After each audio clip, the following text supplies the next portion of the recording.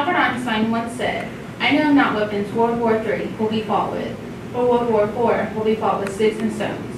Hello, I'm Janae Martin, and today we will be discussing the Manhattan Project.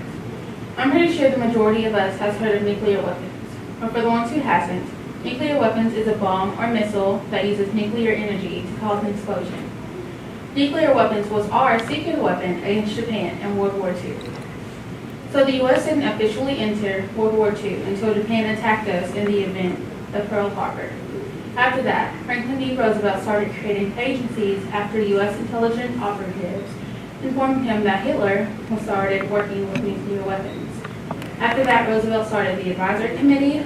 The U.S. started funding research by Enrico Fermi, and also the Army Corps of Engineers joined the OSRD, which stands for Office of Scientific Research and Development, which started the beginning of the Manhattan Project. So the OSRD formed the Manhattan Engineer District in 1942. It is based in New York, and U.S. Army Colonel Leslie R. Groves was in charge of it. So December 28, 1942, President Roosevelt officially authorized the formation of the Manhattan Project to combine his various research efforts with the goal of weaponizing nuclear energy. And the research facilities are in New Mexico, Washington, and Tennessee. So Robert Oppenheimer was the director of the Los Alamos Laboratory in New Mexico. And Project Y was established on January 1st. This complex is where the first Manhattan bomb was created. On July 16th, in a remote desert location, the first bomb officially detonated. And we created two bombs, Little Boy and Fat Man.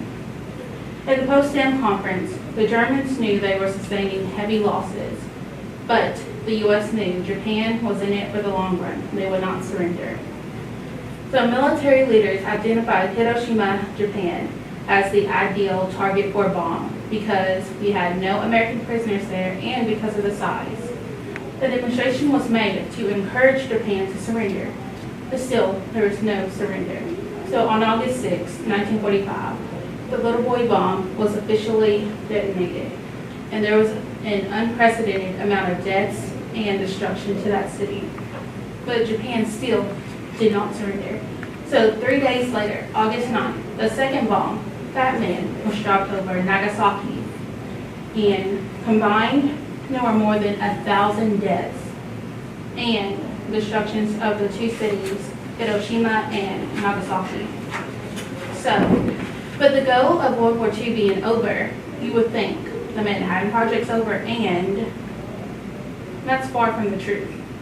At the end of the war, the U.S. formed the Atomic Energy Commission to oversee research to apply what they learned from the Manhattan Project to other areas. Then President Lyndon B. Johnson stopped the government's monopoly on nuclear weapons and allowed private ownership. To conclude, the nuclear fission technology perfected by the Manhattan Project engineers has become the basic for the development of nuclear reactors, power generators, and so much more. Thank you for your time, and I hope you've learned more about the Manhattan Project.